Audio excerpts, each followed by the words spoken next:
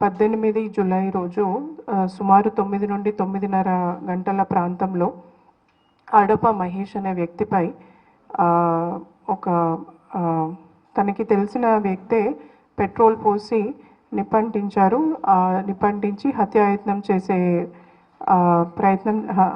చేసే ప్రయత్నం చేశారని మాకు ఇన్ఫర్మేషన్ వచ్చింది. వెంటనే హాస్పిటల్కి తనని తరలించడము, ఆ తర్వాత పొద్దున 7 గంటలకి ఆ హత్యాయత్నం కింద కేసు కూడా గీసుకొండ పోలీస్ స్టేషన్ లిమిట్స్లో నమోదు చేయడం జరిగింది. ఈ విషయంలో అడప మహేష్ అదే రోజు 19వ తేదీ సుమారు 3 గంటల ప్రాంతంలో హైదరాబాద్కి తరలిస్తుండగా మృతి చెందడం జరిగింది. ఈ విషయమై అదే కేసుని మర్డర్ కేసు కింద అండర్ సెక్షన్ 61, 103, 1 ఆఫ్ బిఎన్ఎస్ మరియు ఇతర సెక్షన్స్ కింద కేసు నమోదు చేసి దర్యాప్తు చేశాము. అయితే ఈ పత్తి కుమారస్వామికి ఉన్న పాత క్రిమినల్ యాంటిసిడెంట్స్ని దృష్టిలో పెట్టుకొని అట్లాగే అదే నేరంలో పాల్పంచుకున్న ఇతర వ్యక్తులు ఎవరైతే ఉన్నారో వారందరూ కూడా ఒక గ్యాంగ్గా ఏర్పడినట్టు మాకు ఇన్ఫర్మేషన్ ఉంది. ఆ విషయమై మేము అన్ని జాగ్రత్తలు తీసుకొని 6 టీమ్స్ తయారు చేయడం జరిగింది. ఎందుకంటే అందరి కళ్ళ ముందు ఐ విట్నెసెస్ ఉండగా ఇట్లాంటి నేరం జరగడము డెఫినెట్లీ ప్రజలకి కొంత ఇబ్బంది కలిగించే పరిస్థితి. సో దాంట్లో మేము వెంటనే డీసీపీ ఆధ్వర్యంలో పలు దర్యాప్తు బృందాలని రంగంలోకి దించడం జరిగింది. ఆ కృషిలో భాగంగానే మేము నిన్న ఉదయం సుమారు 10 గంటల ప్రాంతంలో ఈ నేరానికి పాల్పడిన వ్యక్తులను అరెస్ట్ చేయడం.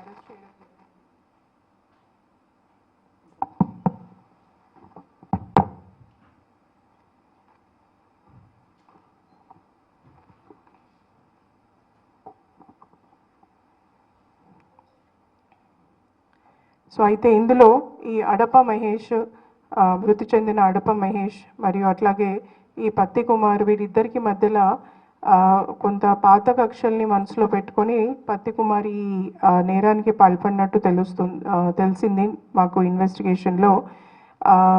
వీరందరూ కూడా వీరికి మిగతా సహకరించిన వాళ్ళు గంధం నరేష్, జన్ను మధు, అట్లాగే పిట్ల శ్రీనివాస్, మిగతా అందరినీ కూడా వివిధ స్టేజెస్లో వివిధ ప్రాంతాల్లో మేము నిన్న అందరినీ అరెస్ట్ చేయడం జరిగింది.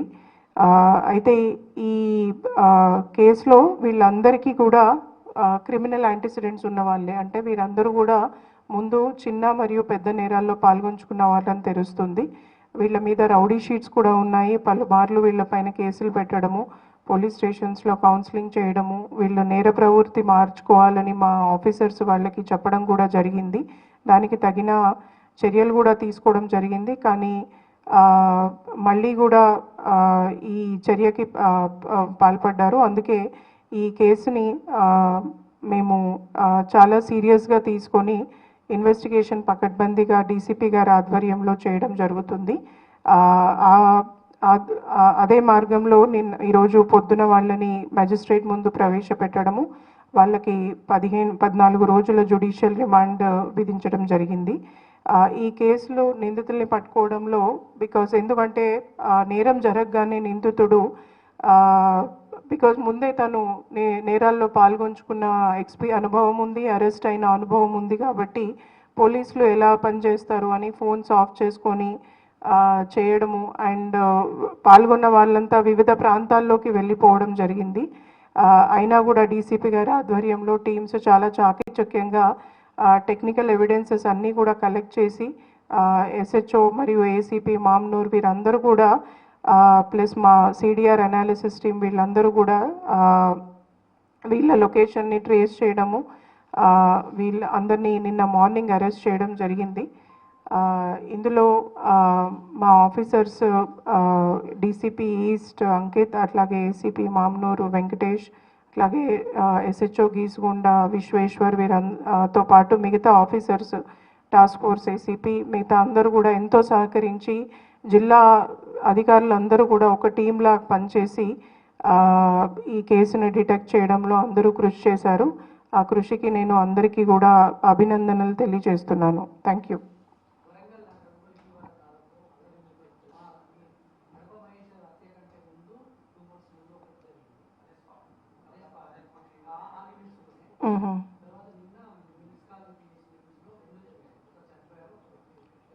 అవును.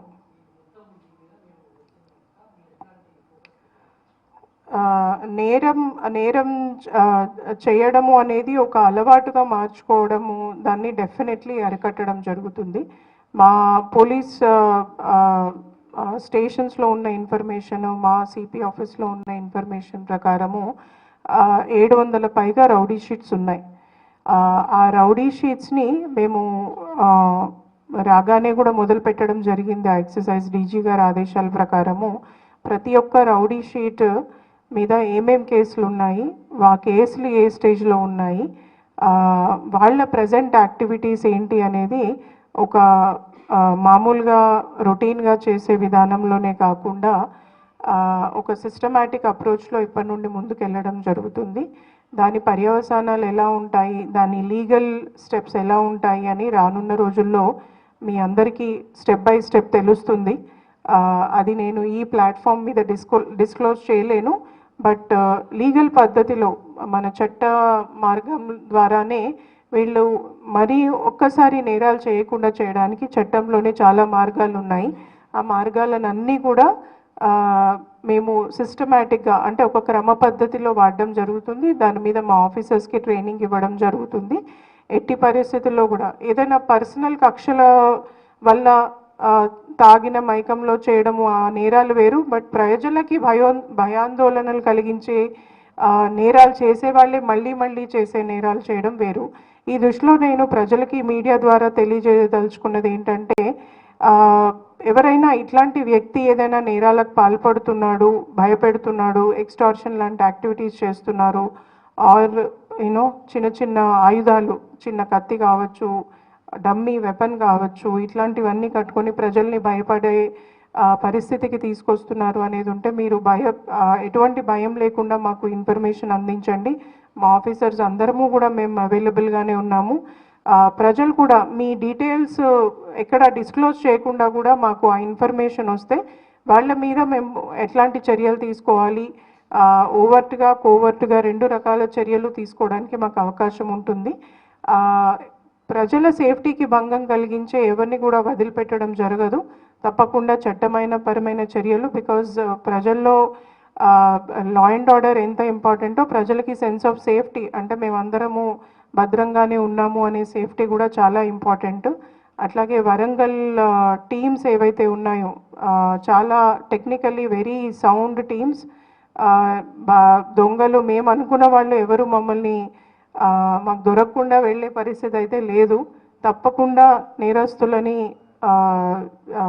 శిక్ష పడేటట్టు చేయగలిగే కెపాసిటీ మాకుంది. అది రానున్న రోజుల్లో డెఫినెట్లీ మీరే ముందు చూస్తారు. Thank you. ఈ పరిస్థితి ఏదైతే ఉందో మీరు అన్నట్టు అది మేము కూడా గమనించడం జరిగింది. నేను జాయిన్ అయ్యాక చాలామంది ప్రజాప్రతినిధులు, అన్ని లెవెల్స్ ప్రజాప్రతినిధులు కానీ, మీడియా వ్యక్తులు కానీ, కలిసిన ప్రజలు కానీ తప్పకుండా ఈ విషయాన్ని అయితే నా దృష్టిలోకి తీసుకొచ్చారు. నేను కూడా పాతగా ఇక ముందు రిజిస్టర్ అయిన cases de addiction centre visit చేయడం జరిగింది. అక్కడున్న వాళ్ళతో మాట్లాడడం జరిగింది, డాక్టర్స్తో మాట్లాడడం జరిగింది. సో మీరు అన్నట్టు తప్పకుండా ఇది మనకి రానున్న రోజుల్లో ఎదుర్కొనే పెద్ద ఛాలెంజ్ అవ్వబోతుందనే విషయం అర్థమయ్యి ముందు ఉన్న సిపి సార్స్ ఎవరైతే ఉన్నారో వారు ఆల్రెడీ ఒక స్పెషల్ టీమ్ని తయారు చేయడం జరిగింది. ఆ టీం చాలా అద్భుతమైన రిజల్ట్స్ ఇచ్చింది. దాన్ని ఇంకా కూడా స్ట్రెంగ్తెన్ చేస్తూ, అంటే ఒకప్పుడు వరంగల్లో కల్టివేషన్ ఉండేదని మా ఆఫీసర్స్ చెప్తుంటారు, ఐఎమ్ షూర్ మీకు కూడా తెలుసు. ఇప్పుడు ఆ పరిస్థితి లేదు. ఒకప్పుడు వరంగల్ ట్రాన్సిట్ రూట్గా వాడుకునే వాళ్ళు, కాజీపేట లాంటి సెంటర్ ఉండడం వల్ల హైదరాబాద్ని అవాయిడ్ చేస్తూ వెళ్ళొచ్చు అనే ఉద్దేశంతో వరంగల్ ఒక ట్రాన్సిట్ రూట్ లాగా ఉండేది. బట్ ఇప్పుడు ఒక కన్జంప్షన్ యాక్టివిటీ ఎక్కువగా అయ్యిందని తప్పకుండా డేటా చూస్తే తెలుస్తుంది, అండ్ ప్రజల నుండి వచ్చే ఇన్ఫర్మేషన్ ద్వారా కూడా మాకు తెలుస్తుంది. ఆ యాంగిల్లో డెఫినెట్లీ సప్లై నుండి అవేర్నెస్ పెంచడమే కాకుండా అన్ని రకాల చర్యలు ఈగల్ ఆధ్వర్యంలో డీజీ గారు కూడా స్పెషల్గా రివ్యూ చేస్తున్నారు. ఆధ్వర్యంలో ఇంటెలిజెన్స్ కలెక్షన్ అయితే ఏంటి, ఎన్ఫోర్స్మెంట్ అయితే ఏంటి, అట్లాగే మన అవేర్నెస్ కల్పించడం అయితే ఏంటి, డీ అడిక్షన్ అయితే ఏంటి, అన్ని యాంగిల్స్లో కూడా సపరేట్ టీమ్స్ పెట్టి పోలీస్ స్టేషన్లో పనిచేస్తున్న ఆఖరి కానిస్టేబుల్ వరకు ఈ విషయం మీద అవగాహన పెంచే ఏర్పాట్లు చేస్తున్నాము. ప్రతి ఒక్క ఎస్ఐ కూడా, బికాజ్ ఒక ప్రాంతము ఒక ఏరియా అనే డిఫరెన్స్ ఏమీ లేదు. ప్రతి ఒక్క ఎస్ఐ కూడా దీన్ని బాధ్యతగానే తీసుకొని ఏదో డ్రగ్ కంట్రోల్ టీమే చేయాలి, ఈగల్ వాళ్ళే వచ్చి చేయాలి అనేది కాకుండా ప్రతి ఒక్కరు కూడా దీన్ని మన బాధ్యతగా, ఒకప్పుడు లెఫ్ట్ వింగ్ ఎక్స్ట్రీమిజంని ఎట్లా అయితే అందరూ ఓనప్ చేసుకొని దీని మీద పోరాడారో అదే పద్ధతిలో అంతకన్నా ఎక్కువ టెక్నాలజీ, ఎక్కువ ప్రజలతో మమేకమై ఈ ప్రాబ్లమ్ని కంట్రోల్లోకి అట్లీస్ట్ తీసుకోవాలని రావాల్సి ఉంటుంది. సో ఈ యాంగిల్లో నేను చెప్పినట్టు ఇంటెలిజెన్స్, ఎన్ఫోర్స్మెంట్, ఎడ్యుకేషను, అట్లాగే డీ అడిక్షన్, ఈ అన్ని యాంగిల్స్లో కూడా స్ట్రెంగ్తెన్ చేస్తాము. ఇప్పుడున్న అడిక్షన్ ట్రీట్మెంట్ ఫెసిలిటీస్లో బెడ్స్ సరిపోవట్లేదు అనేది వచ్చింది. దాన్ని షిఫ్ట్ చేయడానికి కూడా బడ్జెట్ శాంక్షన్ చేయించుకున్నాను. ఒక 30 బెడెడ్ డీ అడిక్షన్ ఫెసిలిటీ తయారవుతుంది. బికాజ్ వరంగల్ అనేది ఒక రీజనల్ సెంటర్, ఎంజిఎం ఒక చాలా పెద్ద హాస్పిటల్ ఈ ఏరియాలో. ఇక్కడ వాళ్ళే కాకుండా బయట వాళ్ళు కూడా వస్తారు. అట్లాగే హెల్పింగ్ హ్యాండ్ ఫౌండేషన్లో కొంత ఫెసిలిటీ ఉంది. వాళ్ళందరినీ కూడా ఒకే బోర్డు మీదకి తీసుకొచ్చి, అంటే ఒకరే చేస్తే అవ్వదు, ఇందులో ప్రజల సహకారం అవసరము, మీడియా సహకారం అవసరము, ప్రజాప్రతినిధుల సహకారం అవసరము. వీళ్ళందరినీ కూడా ఒకే ప్లాట్ఫామ్కి తీసుకొచ్చి ఈ ప్రాబ్లమ్ని గట్టిగా నా నుండి మా పోలీస్ స్టేషన్స్లో పనిచేసే హోంగార్డ్ వరకు కూడా అందరము ఒకే ఆశయంతో ముందుకెళ్ళి ఈ ప్రాబ్లమ్ని కంట్రోల్లోకి తీసుకురావడానికి అన్ని ప్రయత్నాలు చేస్తామని మీ అందరి సుముఖంగా తెలియజేసుకుంటున్నాను. అయితే ఇందులో చేయాల్సింది చాలా ఉంది. డెఫినెట్లీ విమెన్ సెల్ఫ్ హెల్ప్ గ్రూప్స్ని కూడా రానున్న రోజుల్లో ఇన్వాల్వ్ చేద్దామనుకొని కలెక్టర్స్ ద్వారా కూడా ప్రయత్నాన్ని మొదలు పెట్టడం జరిగింది. వచ్చే 2-3 వారాల్లో ఆ ప్రయత్నం కూడా, అంటే వాళ్ళని కూడా ఎంపవర్ చేసి వాళ్ళకి ఏదైనా కనిపిస్తే రిపోర్ట్ చేసేటట్టు ఉండాలి. అట్లాగే మా ఆఫీసర్స్ అందరూ కూడా ఏవేవైతే లొకేషన్స్ ఉన్నాయో, ఎక్కడైతే ఈ యాక్టివిటీస్ జరగడానికి అవకాశము, ఎస్హెచ్ఓస్ అందరూ కూడా ఐడెంటిఫై చేస్తున్నారు ఆ లొకేషన్స్ని. ఆ లొకేషన్స్లో లైటింగ్ ఇంప్రూవ్ చేయడము, ఆ లొకేషన్స్ మీద ఒక నిఘా పెట్టడము, లాంటి చిన్న చిన్న స్టెప్స్. అంటే ఏ చిన్న స్టెప్ అయినా, ఒకే సొల్యూషన్ లేదు దీనికి, మల్టిపుల్ సొల్యూషన్సే చేయాలి. అంటే మల్టీ ప్రాంగ్డ్ అప్రోచ్ అంటారు కదా, అట్లా ప్రతి యాంగిల్లో కూడా స్టెప్స్ తీసుకోవడం జరుగుతుంది. అందులో మీ అందరి సహకారం కూడా ఉంటుందని ఆశిస్తున్నాను. Thank you. యా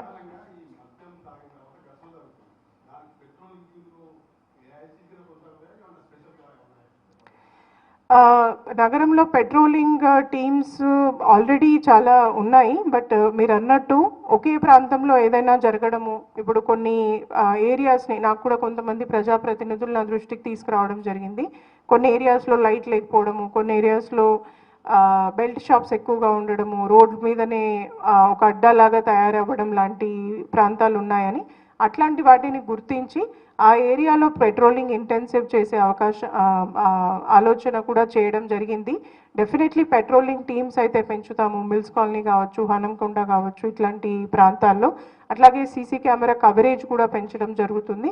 ఈ చిన్న చిన్న నేరాల్ని, ఏదైతే open drinking or open nuisance, ఇట్లాంటి నేరాల్ని మొగ్గలోనే తుంచితే పెద్ద నేరాలు కాకుండా ఉండే అవకాశం ఉంటుందని నమ్ముతాను. ఆ మార్గంలో మా ఆఫీసర్స్ అందరినీ కూడా ఎంపవర్ చేసి డెఫినెట్లీ చిన్న నేరాలని కట్టడి చేస్తూ పెద్ద నేరాలు జరగకుండా చూసుకుంటామని చెప్తున్నాను. 1 by 1 ప్లీజ్. చెయ్యబోతున్నాను. స్టెప్స్ అన్నీ ఒకేసారి రావు, తప్పకుండా 1 by 1 వీ విల్ డూ. మీకు తెలుస్తుంది. కరెక్ట్.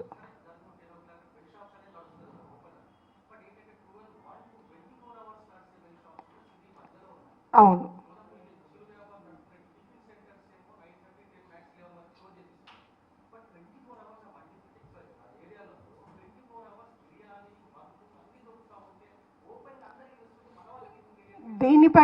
దీనిపైనే స్పెషల్గా ఇన్స్ట్రక్షన్స్ ఇవ్వడం జరిగింది అందరు ఆఫీసర్స్కి. నాకు ఇన్ఫర్మేషన్ రావడము, కొన్ని ఎన్ఫోర్స్మెంట్ చేయించాను. నాకు కూడా ఇవి అర్థం చేసుకుని అంటే ఈ యాక్టివిటీ జరుగుతుంది అన్న అవగాహన ఉంది. దానికి తగ్గట్టు మా ఆఫీసర్స్కి ఇన్స్ట్రక్షన్స్ ఇస్తాము. మళ్ళీ చెప్తున్నాను, చిన్న నేరాలని మొగ్గలోనే నేరంగా నమోదు చేస్తే పెద్ద నేరాలు తగ్గే అవకాశం ఉంటుంది. అది పోలీసింగ్లో ఒక ప్రధానమైన సూత్రం. సో అది కొంతమంది పబ్లిక్కి ఇంతే కదా, షాపే ఓపెన్ చేశారు కదా, ఏముంది ఓపెన్ చేసుకుంటే ఏముంది, మరి రాత్రిపూట ఆకలి అయితే ఎక్కడికి పోవాలి, ఇవన్నీ వస్తాయి. బట్ అయినా కూడా కొంత స్ట్రిక్ట్గానే అర్బన్ పోలీసింగ్లో ఇట్లాంటివి చాలా పద్ధతిగా జరగాలి. మీ అందరూ ఎంతోమంది ఆఫీసర్స్ చేస్తుంటే చూస్తున్న వాళ్ళే, నేను సపరేట్గా చెప్పాల్సిన అవసరం లేదు. సో అట్లాంటిది నైట్ ఎన్ఫోర్స్మెంట్ కంపల్సరీ స్ట్రిక్ట్గా చేసి నిన్న మొన్న జరిగినట్టు ఈ చిన్న చిన్న గొడవలు కాకుండా తీసుకోవాల్సిన చర్యలన్నీ తీసుకోవడం జరుగుతుంది.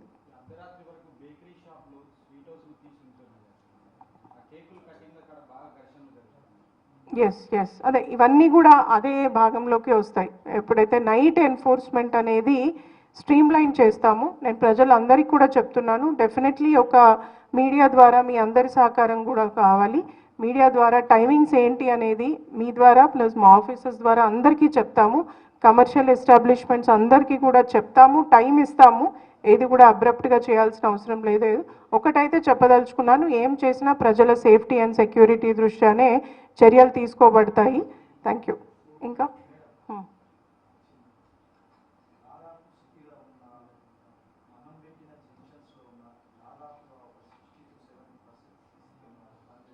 ఓకే,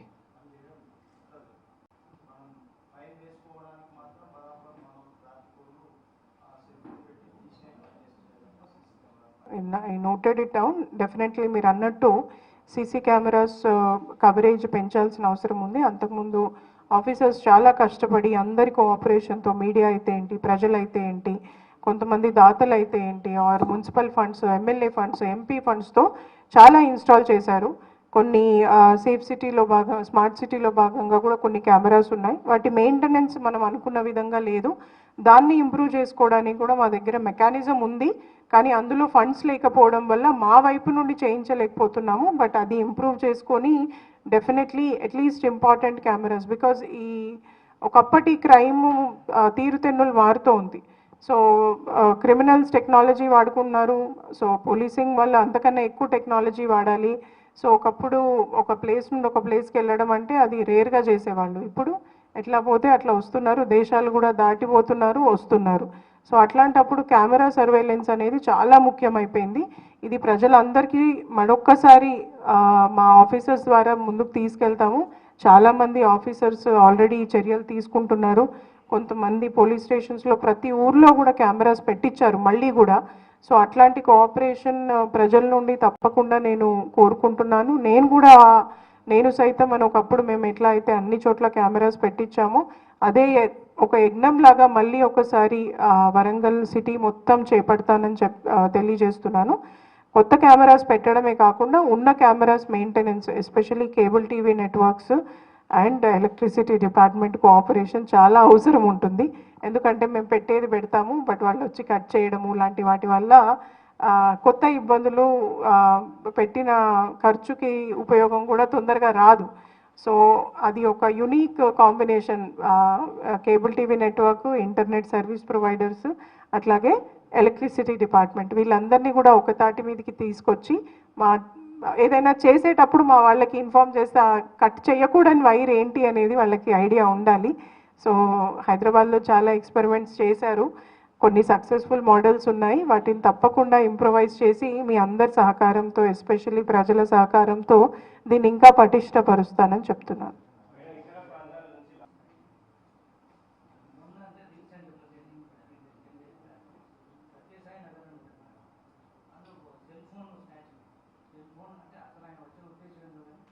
అన్నట్టు మనకి వరంగల్ అనేది ఒక ట్రాన్సిట్ జంక్షన్, హైదరాబాద్ తర్వాత ఇది ఒక ట్రాన్సిట్ జంక్షన్ కాబట్టి బయట రాష్ట్రాల నుండి వచ్చి వెళ్ళే వాళ్ళు, అట్లాగే ట్రాన్సిట్ ట్రైన్స్ చెకింగ్ అనేది ఇంటెన్సివ్గా ఆల్రెడీ చేస్తున్నారు. బట్ దాన్ని మళ్ళీ ఇంకా సిస్టమేటిక్గా చేసే ఏర్పాట్లు కూడా చేస్తాము.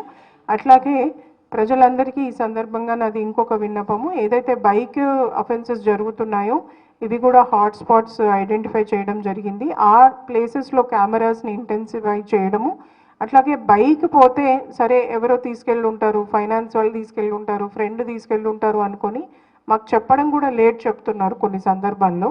సో అట్లాంటప్పుడు అది నేరం జరిగాకే బైక్ దొంగతనం చేసిన బైక్ ద్వారా నేరం చేశాడని తెలుస్తుంది, మాకు తెలుస్తుంది. సో ఆ పరిస్థితులు రాకుండా కొంత ప్రజలు ముందే అవగాహనతో డెఫినెట్లీ మేము జీడబ్ల్యూఎంసీ కోఆపరేషన్ వాళ్ళతో ఆ బైక్ పార్కింగ్ స్ట్రీమ్ లైన్ చేయడము, అట్లాగే బైక్ పార్కింగ్ ఉన్న చోట ఆ షాప్స్ హెల్ప్ తీసుకొని కెమెరాస్ పెట్టడము, అలాంటి చర్యలు తప్పకుండా మా ఆఫీసర్స్ ఆల్రెడీ కొన్ని చోట్ల చేస్తున్నారు. అది ఆ ఎఫర్ట్స్ ఏవైతే ఉన్నాయో సిటీ అంతా కవర్ అయ్యేటట్టు తప్పకుండా చర్యలు తీసుకుంటామని చెప్తున్నాను.